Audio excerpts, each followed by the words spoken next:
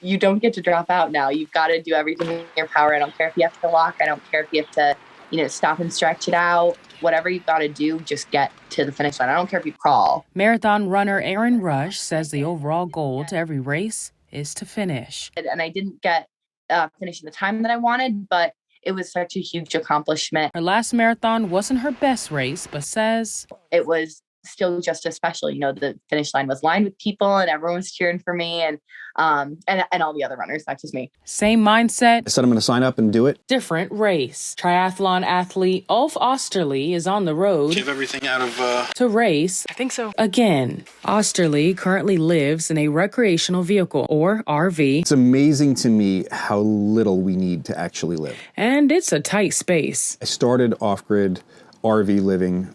It was actually in my Nissan Xterra. By choice, Oesterle moved out of his apartment and bought a van. And that was October of 2020. And 18 months later, I stuck with it. Born and raised in central New York, this 44-year-old refuses to settle for average. This season's going to be a tough one because last year I finished ranked, number 2 in the world for challenged athletes. Oesterle is taking on new challenges every chance he Atlantic gets. City I won and I took second. Living off-grid is not the only part of Oesterle's story that's fascinating.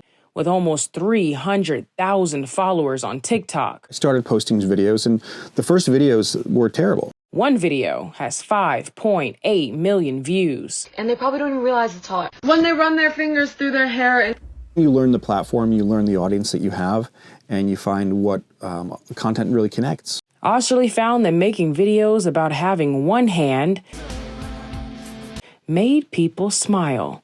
It seems safe to say Oesterle is handling life just well. That's all you know.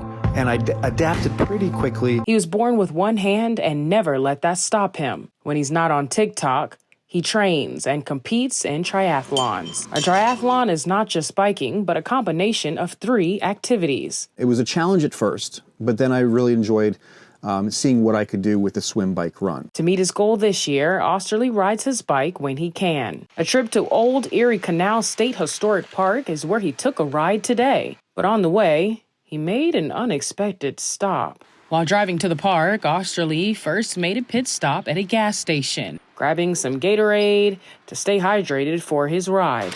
And after that, he got back in the car and drove again, until he had to stop a second time. Hey, Nick, are you on the side of the road? This time, to help a friend. Yeah, I saw you. I just passed you. You need a ride? Guitarist Nick Panagakis was once in a band signed under Oesterle's record label. My car broke down and he just happened to drive by and pick me up as I was walking. Panagakis says Oesterle's been by his side ever since. Unfortunately, the band didn't make it as far as we hoped, but we still keep in touch. He's been awesome to me. After dropping Panagakis at home, the ride to the biking trail continued.